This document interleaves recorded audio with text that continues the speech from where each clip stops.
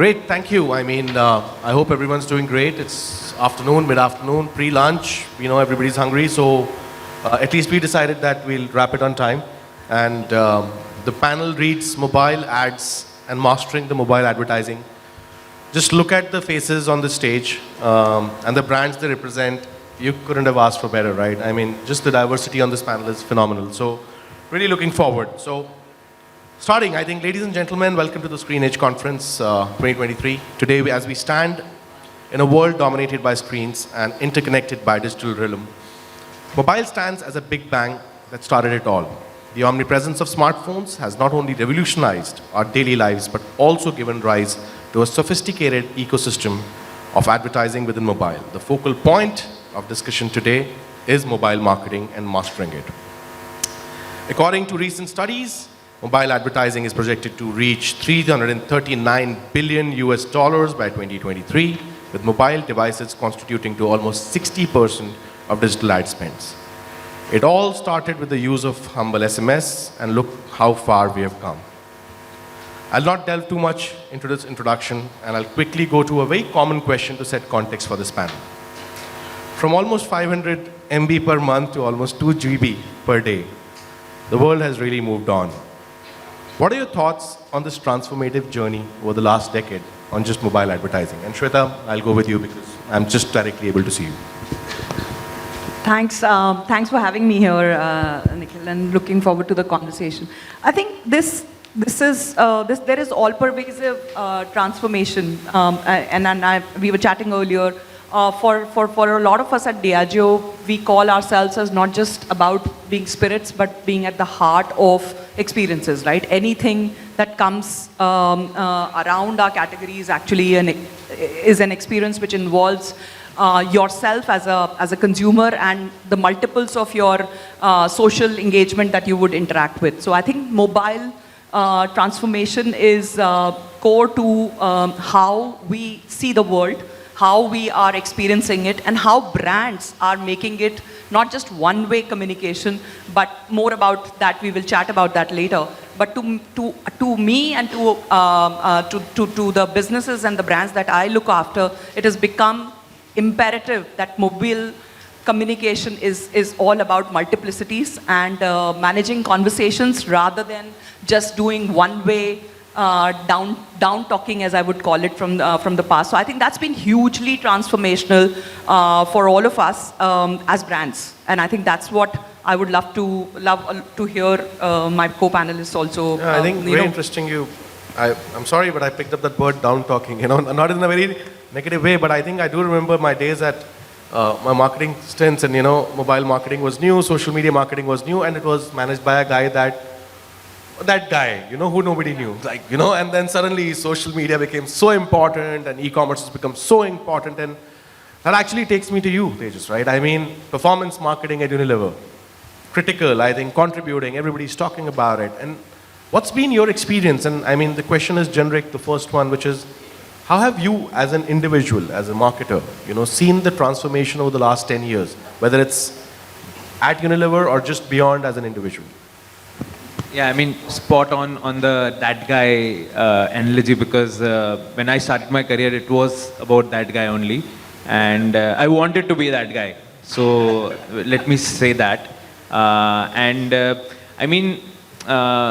In Unilever, I'm almost 2.5 years, but in that time also, it was peak COVID when I had joined. So that guy wanted to be everyone wanted to be that guy at that time, right? So because, and whatever you said was assumed right, because, he knows digital, so... Nobody knew better. Yeah, so it was that kind of a thing, but I think what conversations we have today are completely different, because in terms of structure, organization structure also, Unilever is quite big, so having some systemic changes in the last few years have helped, and everyone wants to move towards digital or is moving already.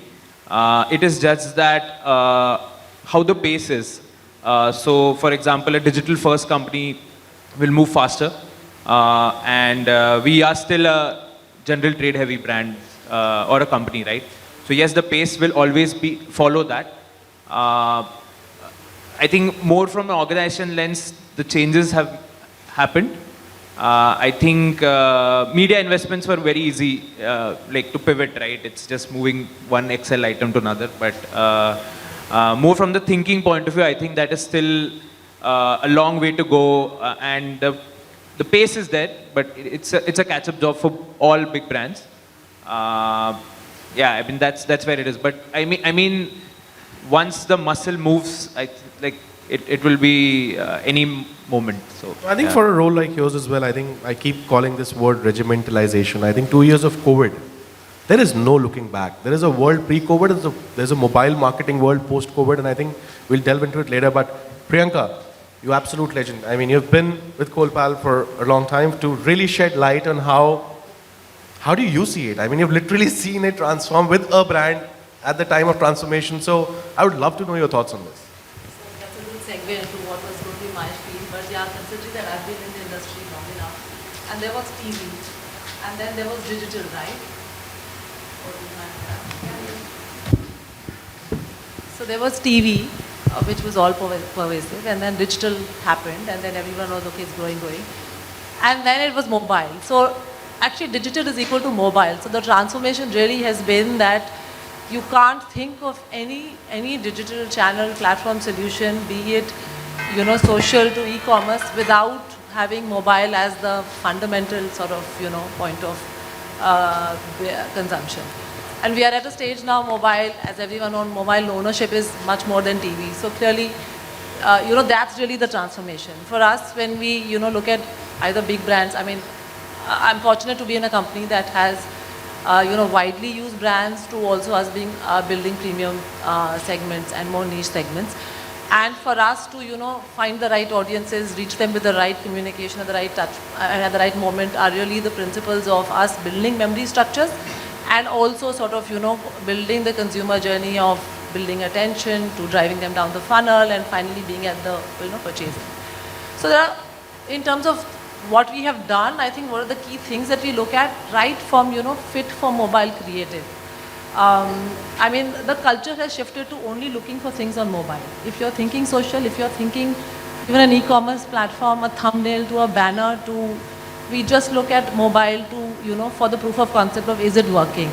So fundamental stuff like, backgrounds to how many things that you can show on a mobile, how do you adapt creative to mobile, it required a lot of culture change and it's still not fully out there and I'll be lying if I say everyone's comfortable with it. Storytelling comes very easily to, comes more easily rather to brands, but challenging people to say, okay, now say this in a 6-second or say this in a static, there is still a lot of learning to be done, right? But we are moving forward. Superb, I think, Priyanka. Really nice insights. And I think Diageo, Unilever, Colpal. Now, very interesting category set, right? I mean, we come from an era ki, aap kya karte ho? Sir, main insurance बेचता हूँ. And I don't know whether it was good or bad, but that's the way the world was. And I'm sure when you look back, and the question is, how do you look back at the decade gone by on mobile marketing? You pretty much represent a category which does that so efficiently, such a large business. Tell us more on your thoughts on how you have seen it evolving. So according to me, the shift from 500 to 2 GB, it's something where previously it was from brand introduction to what Shweta just mentioned, it's about brand experience now. We know that yes, the user has enough bandwidth with him that he can now take the experience of our products and services. Being in a category which is a BFSI, you always need more time of the user and you need him to go through different set of things. Today when somebody comes to me, like this happened recently when we came up with our website, and the website was designed only for mobile phone, keeping in mind the mobile user. And suddenly one of our management person came in and said, Siddesh, this is a website which is not loading properly on my desktop. And I was like, sir, have you seen the statistics that we have on our website? Around 85-86% of our traffic is coming from mobile phone. So I think with the timelines that you gave me, I think my first priority was those 86% people, and the rest 14% people, I thought we can take it as second priority. So that's how things are growing. And that's how you also need to grow with them. with respect to experiences, I think gone were the days when people used to ask, "अरे यार मुझे सिर्फ lead चाहिए." Now people are saying we want to have a transaction online. It's not about just selling an e-commerce product, wherein you have a tangible product and you want to ship it across. It's the place where we want that certificate to go to you, your medical tests and everything. Somehow, if we can integrate with your Aadhaar or any other stuff, where we can do those verifications and everything. So that's how the experience has evolved. So it's more of introduction to experience shift that has happened. No, I think great insight, but I think the best insight is while we all do great marketing, I think we all need to also do upward management, right? I mean, desktop pe to ad aana chahiye na, matlab that's. But I think just kidding about that. But great insights, man. I think Suyash, I mean, from a category which had no presence on digital to actually leading an ecosystem which is driven by mobile. I mean, from a category that was, I think, basic for getting goods from one place to another or clothes from one place to another to being a fashion accessory, mobile playing a key part in that, driving that ecosystem. What are your thoughts on the transformative decade on mobile? So for luggage industry, what changed the black swan moment was COVID, because all the companies that we know who are in luggage industry, akin to the travel buddies that we have, we all shut down, and we never wanted to know when it will come back, in what size, shape it will come back. And then came a day and age where everything went to Amazons and Flipkarts of the world, and everybody wanted to buy on these three parameters. They were looking at price, they were looking at purpose, they were looking at privilege. Okay, some were buying because they were privileged, some were buying because they had a purpose to serve, and some were buying just because they want to travel and they want the cheapest product. And when my consumer goes online, like 40% of my consumption or my sales revenues for all the companies put together in this category happens online, why do company have to go back and do offline advertisement? That's a very peculiar question that everybody in the category asked, and everybody has now devised strategies around how to be more visible, how to give consumers more information through mobile ads. See, brands like Mokobara, because luggage was not that, it was not seen as an accessory before. It was not cool, it was not sexy. So what Mokobara did was it projected itself as an accessory and it took that spot.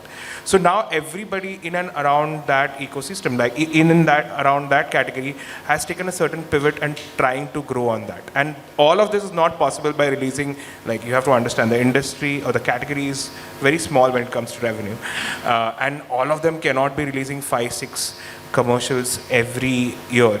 The best way is to do nuggets of mobile ads, personalize it for your consumers, and go ahead and show it on mobile phones. So I think D2C brands also upped the game for the category. There are more than 4 D2C brands who are active today and doing good numbers. Of course, they're investing money, but they're doing good numbers. This gives confidence to the companies who have been there here more than 2 decades that they should also venture into this space and try to tap in the consumer. And all that is possible because of this consumption of data, this accessibility to internet, and also accessibility to the right places and that Google gives us with intent tracking. Because whenever you want to travel, you first search like what bag do I carry, or which airline allows which bag.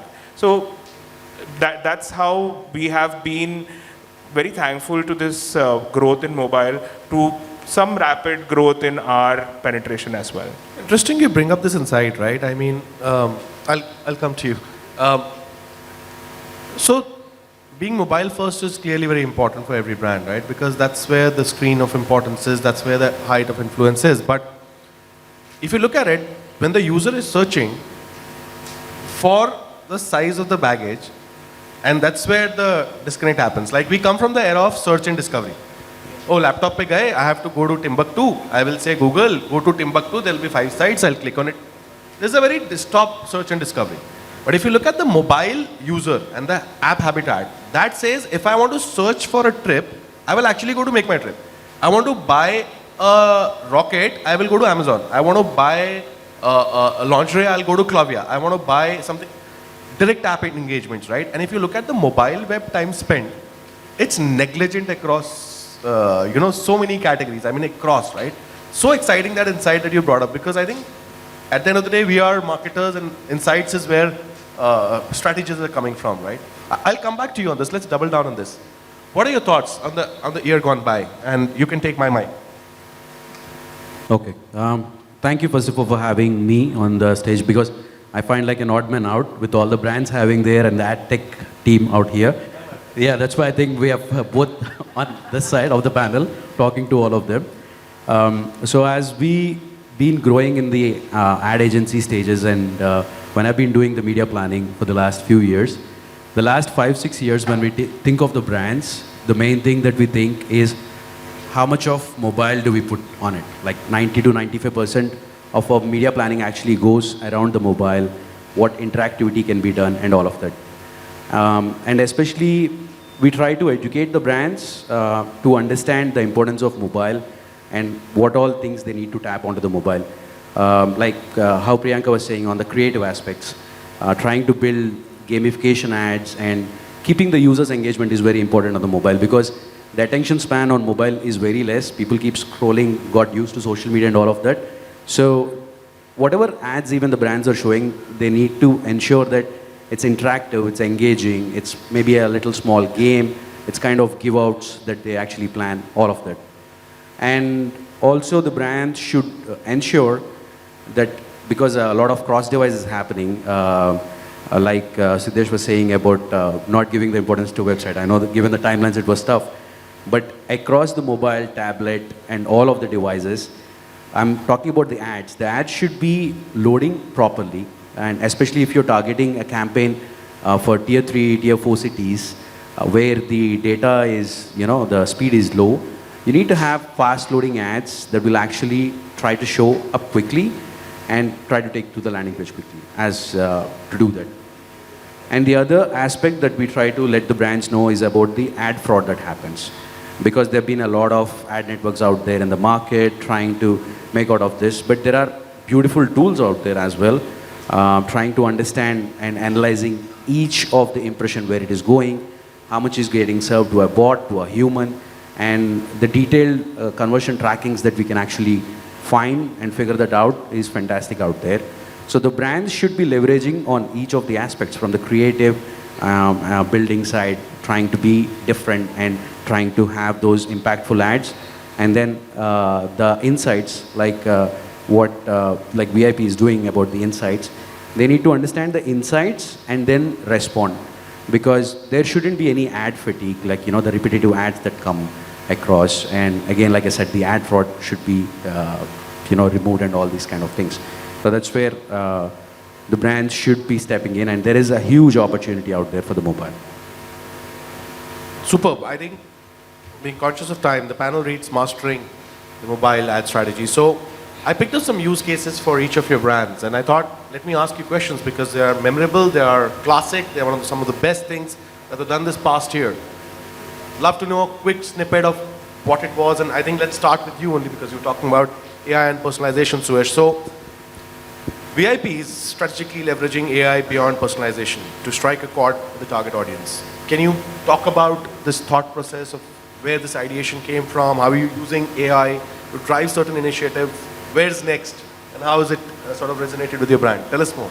So the idea behind using AI was giving power back to the consumer on what they can do with it. Every brand was releasing a piece of content out there saying that this is a CGI version, this is how AI did a version of our product. So we thought, why not take it a notch above? Let's ask where our consumer wants to go, and let's do that, and let's put our luggages in that zone. And it was very fortunate at that time we had a luggage which we deemed as the strongest luggage that VIP has ever produced.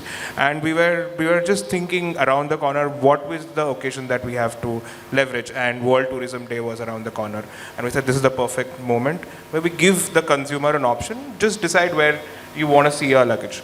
And it was very seamless. Like every half an hour, we had got the poll. It took not more than 7 minutes to churn out a creative on Midjourney and give it back and say that this is what your output looks like. And the first one was a tricky one, but beyond that, we saw a spike in our engagement. And that's VIP as a brand. Most of you might think it's something that my father used to use. And it was certain breath of fresh air for those 25,000 followers on Instagram saying that, oh wow, what is happening? So they started interacting with the brand. And this is just a piece of nugget where we're seeing AI helping us as a tool and not substituting jobs.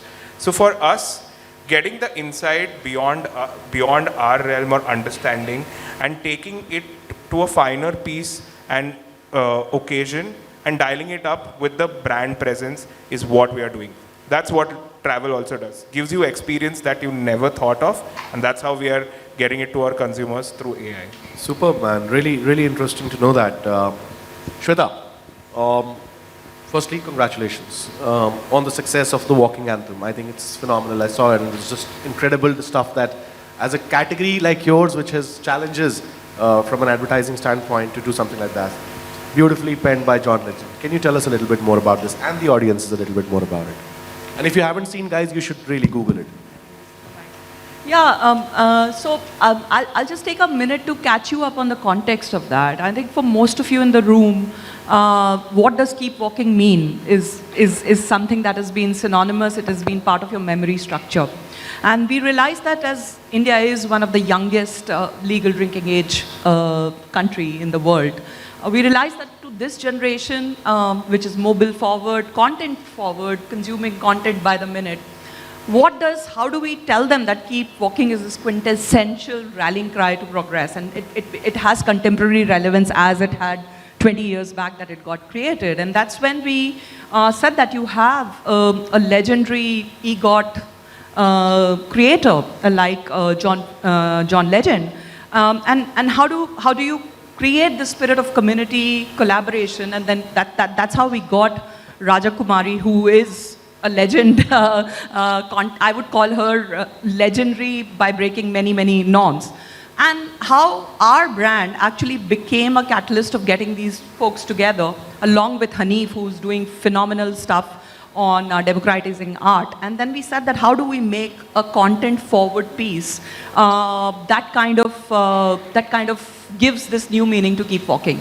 So while it all converges on a mobile phone, but I was just taking you all through the thinking that goes, even for an iconic, legendary brand like Johnnie Walker, to have these two-way conversations with younger consumers, and also really committing to play in the creator economy by bringing creators together, having active two-way conversations. So our community, Walkers & Co., is completely made for mobile consumers. It sits on Instagram.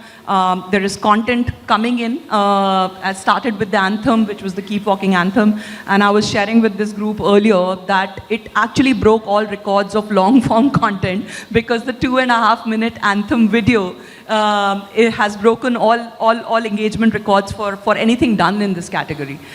So I'm coming back to what some of you said, that we reimagined how consumers are engaging with content, not from a brand out world, but from a purpose that brings the creators as well as our brand and our comms together. So that was one side, and I'll just quickly also connect it on the product side. We all know that these consumers, and you spoke about how the world of search engine, right? We are, as a consumer base, we are very hungry, right? We are very hungry for knowledge, and discovery is a very big motivation for our category, like for many other categories. So I think really using mobile forward technology to bring in an experience which you have to really travel back to Scotland. Many of us would love to do it as often as we can, but possibly we can't. So you know, we've created many of these engaging screen tables where you can just sit there and say that, oh, I like my tea spicy. I like in dessert, my preference is more caramel. And that goes directly to the bartender there. And out comes a Johnnie Walker cocktail, personalized, made for you according to the flavor profiles that you're performing. And this really started back in Scotland in our brand home experience, where you can go and you can blend your own Johnny Walker, given your flavor preferences, and it's a connected mobile journey completely. You just, you walk into the Princess Street brand home of Johnny Walker, you walk with your mobile, and it takes you, into the brand world. So I think the piece that I'm putting out there is that traditionally you think of, as marketeers, many people who think of spirits as a category, they think you're very challenged. But I think what the wonderful blend of technology and these 200-year-old, deeply human sensorial brands can create together in this mobile-forward world, the possibilities are endless, and at least at Diageo, that's how we are looking at it. That you bring the physical sensorial world in your living room, in your hand, by marrying the best of both worlds. So that's what we are. Phenomenal examples, and I hope, Shweta, that you can massify that experience of, there's a Maddie's night in the evening, so maybe some collaboration in the future where we can just have our things with the things and it comes to us. But just kidding, but phenomenal. Great. Thank you, Shweta. Tejas, I know we're running short on time, but a noteworthy statement from HUL last year. It was revealed that close to 25% of your demand generated is coming through digital channels. Wow. The company that prides itself in distribution, like, can take you hands down, is digital first, and it had to be, right? I mean, phenomenal innovation-led organization. Tell us more. What's happening? How are you building your ecosystem? Yeah, so to break it down, I think we were the pioneers in capturing digital through the POS. Traditionally, I think the salesman, rather than taking on a notebook, started taking on a digital device. That transformed in the last three years to an app for retailers. So we have an app which is as customized, as personalized, gives recommendation on whatever they need to replenish. So the 25% is like over-indexed on B2B side. While B2C is, yes, it's definitely growing. If you consider beauty as a category, it is the flip side, right? So I think that's one thing, and more to do with beauty. I think all the apps, or all the e-commerce apps, want to be big in beauty because that's where the margins are. But I mean, everyone wants to be the next Nykaa, right? So for us this year, it's more important that we crack those partnerships with the right retailers, and have long-term partnerships so that we can penetrate and grow the beauty market with these retailers. So Myntra is something which is growing phenomenally. Purple is going phenomenally. So having those partnerships is what was our pivotal moment. So, yeah. Cool, man. I think maybe a question offline that, for a category like yours, which is not having the most expensive product, that, it's amazing that the value of your products can go from 10 rupees or 5 to actually all the way to 150, and then you're having a strong e-commerce strategy and trackable, because volume versus value, and then what is the value that you invest in doing that marketing. But thanks for giving us this insight. Priyanka, I know you're looking at the time, but I mean, you have iconic campaigns, right? Tumhare toothpaste mein namak hai, to very recent one, Neend Bagao, Taazgi Jagao. Very always mobile first, right? You're always doing very innovative campaigns which keep the engagement high with consumer. From a mobile lens, tell us more, Priyanka. Give us more insights on how has it been for the year gone by and some of the recent campaigns that you've done really, really well. So I spoke about creative and audiences, that sort of cuts across, but I'll take this opportunity to talk about how we are really thinking mobile out to create content and engage at the right moment with the right things. I hope most of you have seen our new campaign, which is encouraging Indians to brush at night, starting with some stats. Maybe I should do hands up on this, but how many people really brush 2 times in the night in urban India? What's the Nobody's stat? judging, it's fine. I mean, it's just a consumer insight. What percentage of India do you think? Okay. What percentage of India brushes at night? Okay, I'm conscious of time, so yeah, somebody raised the hand. That's a statistic in single digit. I mean, how many people are brushing twice a day? Yes.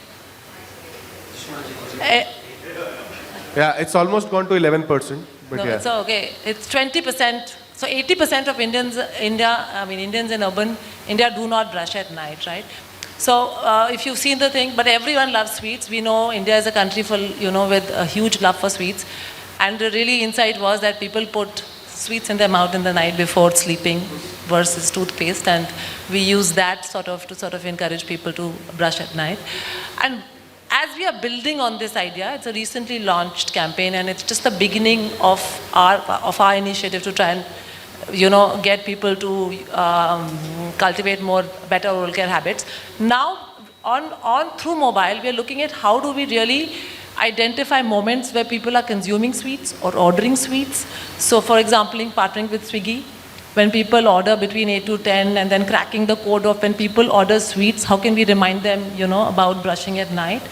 In fact, we even partnered with quick commerce because there is this behavior of, you get those urges to order 11 p.m. or 10 p.m. some ice cream or some dessert, and therefore, using that as a thing to start reminding people about brushing. So I think clearly what we want to do is find more really behavior out solutions, and of course use more tools and technology to, take care of what now should be hygiene, of what creative works best, what's the right, Great, I think it's a great insight for everyone. I remember telling somebody a few years back that the health and nutrition brand, they want to target people at the gym. They're already health and nutrition, man. Like, why don't you target people at McDonald's? If you really want to change a habit, right? I mean, it could be what tobacco industry does to smokers. Why not? But anyways, we run out of time, but Siddesh, tell me a little bit more. With the launch of Udyog Plus, omni-channel marketing, what are you guys up to? Quickly, if you can tell me. See, a lot of Udyog Plus, it is more of reaching out to the entire India, the MSMEs, who contribute to more than 30% of the GDP of India, and this category itself is a category which, when it comes to lending, they contribute to less than 14% of the lending category. So they're not getting enough lending, what's required, and what actually is contributing to such a high in the GDP. If these guys are not getting it, that's a very big problem or a very big gap. Through a connected kind of a environment, we wanted to build that, and through Udyog Plus, we are trying to do that. We want the lending as a facility to be at the fingertips of the user, and that's where we are trying to build multiple set of connected kind of experiences. When I say connected experiences, we are trying to figure out those touch points digitally, where we can find the right set of MSMEs and give them the experience of doing it. See, at this point of time, we are saying that we are having more than 1 billion kind of mobile phones in India, but frankly speaking, there is a lot of people still in the tier 2, tier 3 cities who are not using a smartphone. So what is that can be done for them? So we're trying to figure out ways in which can there be a more simpler way to reach out to these individuals through advertising. Recently, if we see, not recently I would say, but Reliance had come up with one particular cell phone which had the biggest button on it was the voice button. So through voice, can somebody try and get the lending as a facility? Through WhatsApp as a particular channel, can we try to do certain set of things? Because even at this point of time, what is happening is people, they're coming on the website, they're trying to get the lending as a facility done for them, but around 35 to 40% of people still end up like getting out of the journey because of document pendency, and that's a very big issue. Not everybody has the documents handy, and once you are outside of the journey and then you're trying to get back to the journey, it becomes very difficult. So can there be a connection which could be that you ended up on the website, but then now we're trying to connect you through your other channels, which is WhatsApp as a channel, and then trying to get that thing. See, BFS is a category, it's not a category like the other categories where you can give the experience to the user and say, yes, we can do multiple set of things. Through AI, through these small things, we are just trying to connect those users properly and then trying to take him and give him an experience which is required. Superb, man. Thanks. I think quick one, time's up, but we were told 40 minutes. This was 30 minutes, so we are technically on time. Just letting you know. My friend just told me that insight. Great insight. Track this. Last to you. I mean, quickly, tell us more. You know, the world is moving on mobile. You've invested in the whole gaming ecosystem, and I think that's an interesting one because a lot of the perceptions built by brands about the mobile usage of consumers is built from their offline understanding. But then ad tech setups have a better understanding of what users are doing across mobile. Their investment into gaming, why? Quick, 1 minute if you can. Yeah. So when it comes for the brands to target on the mobiles, I see ideally there are mainly 2 to 3 places for them to spend. One is social media, which is taking like 70 to 80% of the budgets away. 2 is the Google and its other Google ads and the other platforms. And 3 is all the other publishers and gaming apps out there. And when it comes with mobile, it's more than the web app, it's the apps that take over. And when brands want to target the Gen Zs and the next generation and the youngsters and the age groups between like 15 to 40, 45, we as a company thought like gaming is a place where brands would love to reach out. And when you're showing ads on a game, we actually build mini games for a brand. Like, we build mini games for a Nestle or a Kit Kat or something and showcase it on top of a game. So it's not intrusive. It is something encouraging the users to also play that game and win something out of it, right? So we thought like that's the place where the future looks forward. And apart from the non-intrusive ads, we are also doing the in-gaming ads where actually you're playing a game like FIFA. The stadium could be actually filled with your brand out there. And that's very hidden message out there, even like you're playing Call of Duty in between the places where the brand sits out there. So you're giving that experience on mobile. Apart from social media, what else can be done is gaming. That's what we figured it out. And we're trying different ways and creative ways to keep, because we on the panel always, usually most of us, we're on the media side, we think about what we need to do and how we need to drive the results. But we're trying to think from the user's perspective also how the brands can be well received. That's why we're trying to keep it more engaging, and that's why we wanted to keep it inside the gaming. Super, man. Great insights. Thanks a lot. And I think that helps us get to the end of the panel. But before we go, I told you there will be something which I'll not tell you, which is out of syllabus, and I'm known for doing that. So at the topic of game, we're going to play like a quick rapid fire. I will not do it as good as the man who does it, and I don't know if E4M has a hamper for you guys, but then again, in the freedom of association of fun and spirit, let's do it. You know the rules of the game. You have the mic. You have to answer. Don't think too much. It's your opinion versus your brand, so it's okay. Chill. And yeah, just one question each. So okay, I'll start with you, Suyash. Malaysia and Sri Lanka have recently granted visa-free entry to Indians. If you had to pack your new Mastro bags for an impromptu trip, where would your next visa-free adventure be, or where's next, as you say? I would say Malaysia. I have not been to Malaysia yet, so. It's a great country, man. You should go there. I didn't mention Thailand. It would have been awkward otherwise. In fact, Thailand was my last country, and it was the 21st country that I visited. And like for Indians, it's the first one to visit, but like, yeah, I took some time. I just thought it's the stage. I don't want to like make it awkward with the choice, but just all fun. Shweta, Japan recently introduced robots in hotels. If you could replace one task in your daily routine with a robot, what would it be? Genuinely. Ironing. Hiring. God. I don't know if there was a message to the HR team, but just saying. I didn't say it, you said. Okay. Shri. SpaceX launched a rocket Falcon yesterday, I think last week, not yesterday. Okay. And if you had a chance to launch one marketing trend into outer space forever, what would it be? Threads or metaverse or NFT? It would be metaverse, and if it's outer space, first of all, we want to fill in the rocket with some of the ads for the people outside on the space to understand what's happening on the Earth, and take over some spaces like an ad tech guy, put up some digital billboards in the Mars and Moon, and like start selling it to the brands out here. Strangely, very commonly picked up answer from marketers. Okay, Tejas, what would you have imagined? What would you have imagined winning the World Cup except for India? Amul placed its bet on Australia. If you remember, we all saw it. Amul written on their jerseys. Where would you have put if not for India? You.